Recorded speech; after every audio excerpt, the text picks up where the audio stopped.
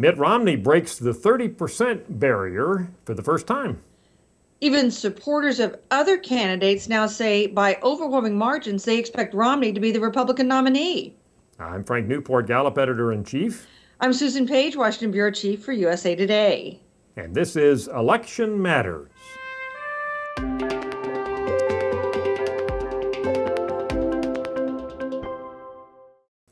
Well, Susan, we have national data, and I emphasize that national data, that look very auspicious for Mitt Romney coming over the weekend. First of all, as I mentioned at the outset, we now have for the first time over the weekend and through Monday, Mitt Romney with 30% or more of the vote of Republicans nationwide. And a lot of people said he hadn't reached that and that was a problem. Well, now he is. He's ahead.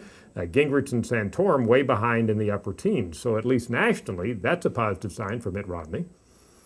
It is, and when you look at the new numbers not yet released by Gallup that look at whether candidates are acceptable or unacceptable to Republicans and independents that tend to vote Republican, more good news for Romney there. Of the major candidates, a majority of Republicans say he'd be acceptable.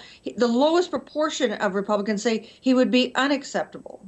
And importantly, when you look at conservatives, now to be sure, that's the bulk of Republicans out there, but when you look at conservatives, they're essentially just as likely to say Romney is acceptable as moderate and liberal Republicans as well. And that's been a real key because conservatives have been the ones who putatively have been looking around for their nominee. But hey, they tend to, a majority of them say that Romney's acceptable. And Susan, you know, the other candidates, Newt Gingrich and Rick Santorum. Santorum's come up on his acceptability since late November, early December when we did this last, but they're below 50% in terms of voters viewing them as acceptable. And Jon Huntsman, way down in the basement on this measure.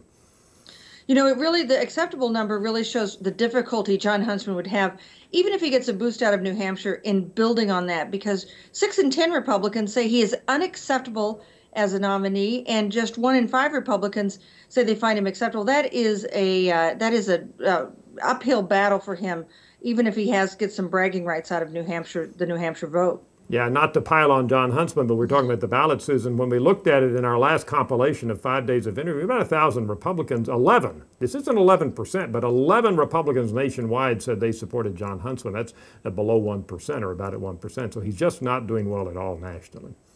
You know, the numbers that we find with Mitt Romney are really consistent what you see when you go out and watch, talk to voters here in New Hampshire. I was at a Romney rally last night in Exeter, and voters here seem to find him acceptable. They don't always think he's very exciting.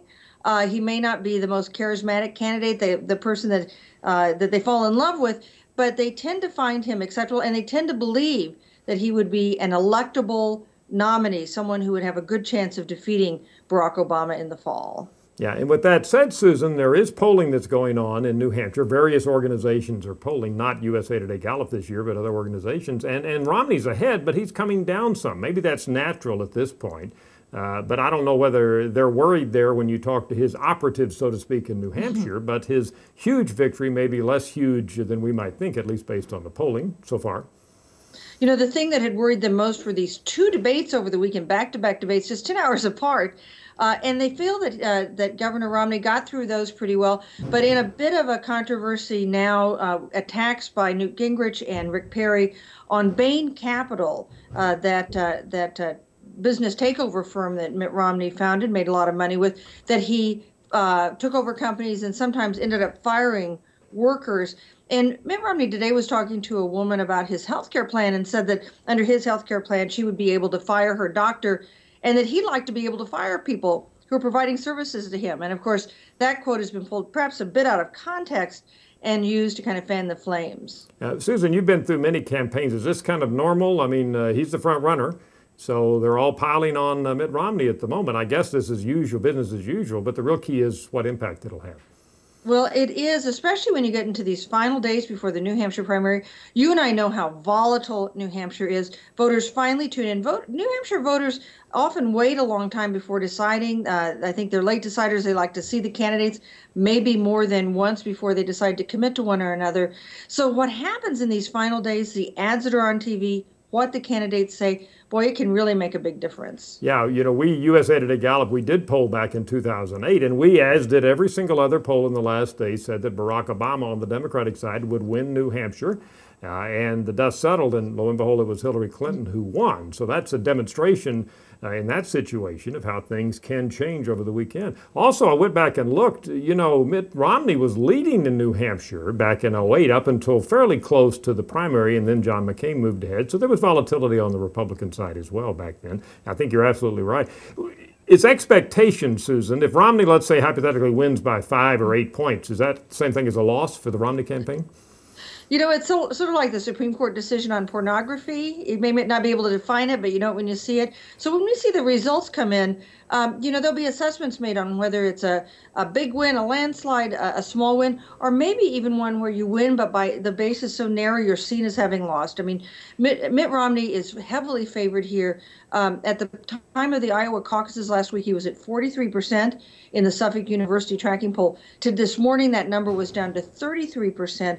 So definitely drifting down, although the New Hampshire race does tighten, and there's nobody really close to him. In second place, Ron Paul, the Texas congressman. In third place in New Hampshire, coming up a bit, is John Huntsman. Rick Santorum, have you seen any electricity on the part of Rick Santorum? Our poll certainly has shown that he's had this same kind of rise we saw earlier by Rick Perry and by Herman Cain. He went from virtual low single digits to where he's now basically slightly ahead of Newt Gingrich as the #2 candidate. So he's on the rise after Iowa. What does it look like on the ground there? You know, I think he's had some struggles here in New Hampshire. New Hampshire is such a different kind of state than Iowa. Some of the things that made Rick Santorum a strong candidate in Iowa, like his credentials as a social conservative, have hurt him here. This is the state that famously says, live free or die. It's a state where same-sex marriage is legal. And he's had some very combative town halls with young people challenging him for his position on gay marriage. And this is not a natural fit for him. The Santorum folks are already talking about, hey, look at what we'll be able to do in South Carolina, the next primary that's up on January 21st, and a state that's more conservative and with more social conservatives and evangelical Christians. That is a friendlier territory for Rick Santorum. Yeah, I did a blog at Gallup.com on that just last week, looking, you know, more than 70% of South Carolinians are Protestant. He's Catholic, but nevertheless, Protestants are kind of where the evangelicals are. And also, it's one of the most religious states in the Union. In the top 10, down there is the southern states. So Santorum would have a more natural base down there, it would seem. Finally, Susan, one last point, expectations. We ask Republicans nationwide, who do you think is going to win, regardless of who you support? 6 in 10, highest we've seen 3 times we've asked it, said, regardless of whom I support, Mitt Romney's going to win this Republican nomination. And that data just through Sunday. That's amazing. You know, the last time that question was asked, which I guess was in early December, Newt Gingrich did pretty well. 35% then said Newt Gingrich would be the nominee. That perception has just imploded. Now people are more likely to say Rick Santorum would be the nominee, but that's only 11%. Boy, this is a measure on which Romney has really convinced Republicans he is going to end up being nominated at that convention later in the summer. Well, Susan, the dust's going to settle. We have a little time now because the South Carolina primary is not till the 21st, so we'll reconvene next week after New Hampshire and see what's going on as we head into the crucial South Carolina and then, of course, the Florida primary. Thanks, Susan, from New Hampshire. It'll be good to come home for a couple days. I'm Frank Newport, Gallup Editor-in-Chief. I'm Susan Page, Washington Bureau Chief for USA Today. And this is Election Matters.